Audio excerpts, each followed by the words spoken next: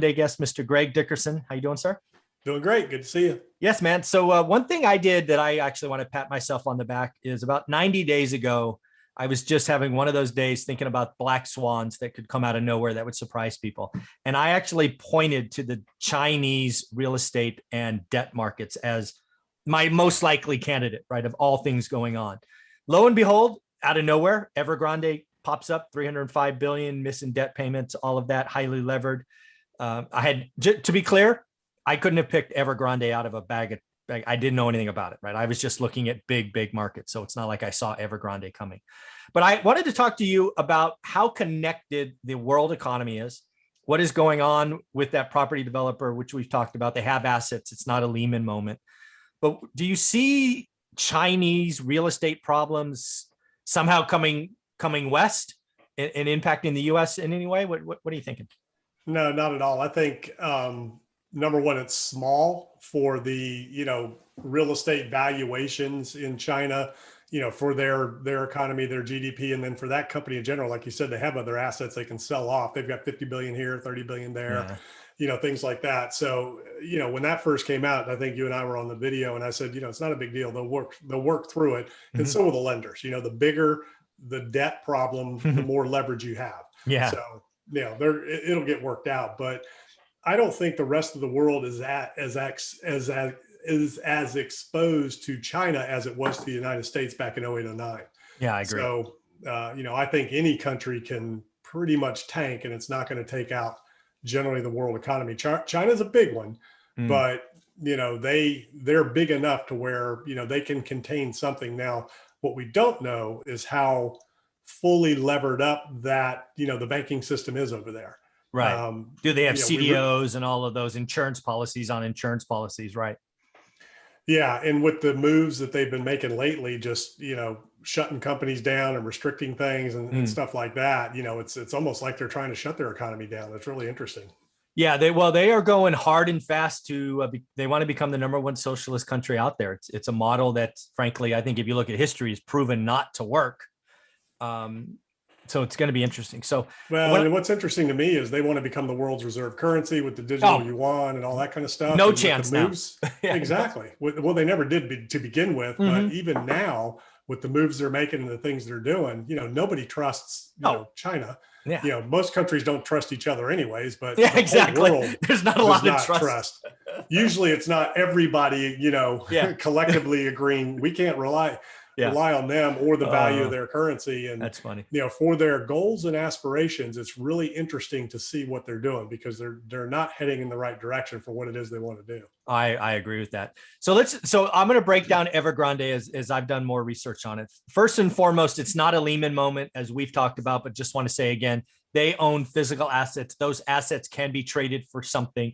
They may have to sell them at a discount of 60 or 70% or something. They have a lot of power with their lenders to recast. It looks like a lot of their debt, the foreign debt, collectively speaking, is relatively small.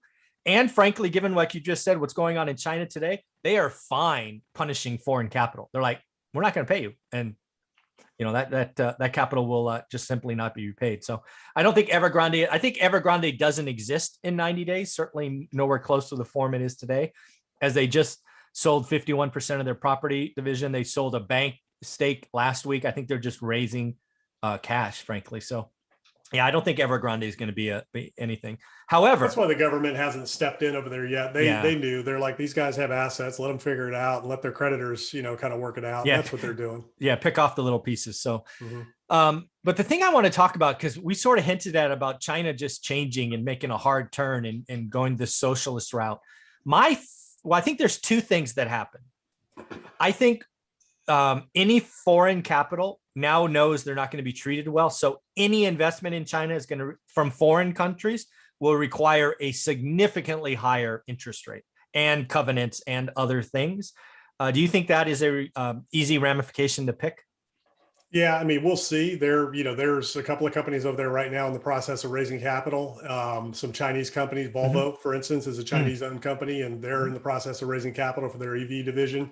So it'll be interesting to see how the debt markets respond and the commercial paper markets respond to that. And, just on another note, I don't even know if you know today, but, they halted Evergrande's trading on the stock market over there, as well as a few other companies. I saw So, that. Yeah. yeah, I mean, how can an investor invest in a company when, you can't get your shares? You can't liquidate your shares if you need to. Yeah. Yeah, that's what's going to happen. So, Yeah. So that's kind of a layup call for me. And I think capital is always that way. If if foreign or any investor deems you risky, they want a higher return. It's kind of, it's why you have A paper, B paper, and junk, right? Higher interest rates. But here's the big one. I don't have a great handle on this one, but so I'd love your thoughts. I believe what is going on in the Chinese managed economy is actually having an outsized impact on Chinese citizens, specifically the middle class. Think about what they've done to the middle class just in the last seemingly 60 or 90 days. First off, they whacked tech. So if you were a stock market investor or even a tech employee and you had your money in company shares, they've whacked $1 trillion of equity right out of the stock market, specifically Chinese tech stocks. Then I think they went after education companies. Then they went after video game companies. Now they're going after property developers. And property is very interesting because the average middle-class Chinese citizen, based on an article I read, owns 1.5 homes. So they actually own more than one. So they are highly levered to the property market. And what I think is happening right now is the dominoes are falling in the property market. They have some of the highest affordability problems, right? It's like 40-to-1 average income to property value. If their real estate market hits 20 or 25 or 30% correction in the next year, I think a large percentage of the Chinese citizens simply stop spending and start saving more, which is just going to have a huge ripple impact because they are so big on the entire world economy. Am I overthinking that? It's an interesting contemplation, and what their goals really are. I think, they're obviously trying to redistribute wealth over there. Mm-hmm. So, the real question is, what's the real impact of the real estate market over there? They're already tearing down major buildings because, the Chinese government went on a spur of building just huge, massive cities and building all this inventory. And but I've they seen were them. limiting the population at the same time, Yeah. and they wouldn't let people buy properties. And now they opened it up and they forced their citizens almost to buy properties. And there's no renters, there's no buyers, and now they're just getting rid of them. So I don't know what the real effect of that is going to be, but yeah, whatever it is they're trying to do, it seems to be that they're doing the opposite. Yeah, and again, I've always studied consumers. If you were to say, hey, what do you look at? I'm trying to figure out for me, it's the American consumer. That's where I live. That's where I invest most of my money. But that logic, I think, holds in any country because the consumers are the largest, at least in most countries. I'm going to assume it's true in China, the largest part of GDP, gross domestic product. And if people get scared, and I think the middle class, the ones with investment capital, the ones with stocks, the ones with tech jobs or whatever it is, I believe they feel like they're under attack. I think they feel like the country is going to take what they've worked hard for. And A, they're going to look to move it out as fast as they can, legal or illegally. And B, they're going to stop spending. And if they stop spending, I think China could have a recession, which is crazy to think about, right? China used to think 8% GDP growth was slow. What happens if they have a negative 2% growth? I mean, the shock waves of that will be crazy. But their economy is already slowing down. I'm not there. I don't live there.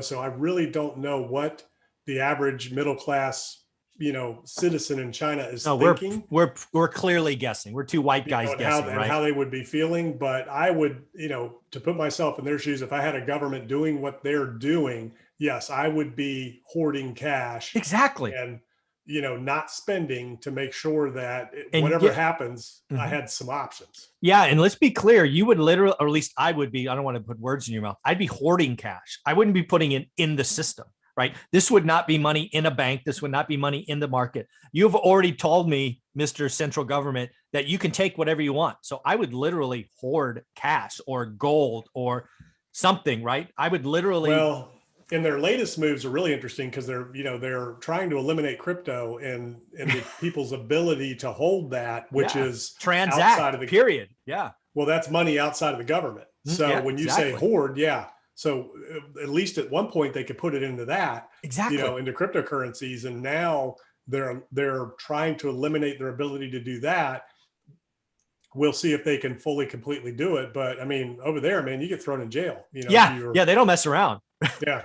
Right. They'll come snatch you out of your house. So, it's really interesting. But to me, yes, I'd be stuffing, a mattress, a pillow, and then how are you going to protect that? Yeah. So very interesting times over there. And I really don't get it. They want to be a world superpower. They want to be the largest economy in the world. They want to be a leader of the free world, but yet they're doing all these things that are just exactly the opposite of what they say they want to do and be. I don't know, man. And, at some point, who knows, maybe they're setting up and preparing for war, by isolating themselves and, things like that. Oh, I know. Scary. Yeah. There's worries of them. Was it Taiwan? Yeah. Yeah. Isn't that where your wife's from? Yes, exactly. Yeah. We talk about that probably more often than I'd want, but that's a scary thought. Yeah. Mm-hmm. Yeah. I think I'll just say, because again, my wife's from there. I've been to Taiwan and China multiple times, right? China proper. And I think if they go after Taiwan, that's the beginning of significant confrontation. Yeah. It's fascinating times. And, they're definitely preparing for something. And this isn't a conspiracy thing or whatever, but they're reigning in control of their citizens in preparation for something. And it's not growth. Well, that's funny. I think they think it is growth. I think their warped logic is like, we're going to whack the top 10%. We're going to give it to everybody else. And suddenly everybody, the average is better. I mean, that works good on paper. The Chinese Communist Party, the Chinese government, correct, not the Chinese people. So we're talking Chinese like Communist Party and what they're doing. CCP. And yeah, yeah, for sure. So it's going to be interesting. It will be a case study. At this point, Greg, I think the best case China can hope for is a lost decade. I think that is the best outcome they could hope for, is a Japan-like environment. I actually don't think that's very likely. I think they're going to have a nasty recession and could be their own. I mean, I've studied the Depression in my time, and a lot of what caused, or actually didn't cause the Depression, but a lot of what extended the Depression was government choices that were wrong. Well, I can tell you right now, they're alienating themselves. I guarantee you, behind closed doors, other nations are talking. Oh yeah. China needs the world. The world does not need China. Yeah. So it's going to be that's the thing that they're going to realize at some point, is that China can be completely cut off from the largest economies in the world, because stuff can be manufactured elsewhere. Yeah. That they can be completely shut out of the game. And I think they're testing that threshold. Yeah. Very cool. Well, I look forward to episode number 3, but before we get there, how can people find you? Yeah, gregdickerson.com. All my info's there. YouTube channel, podcast. Go check it out. Very cool. Thanks, buddy.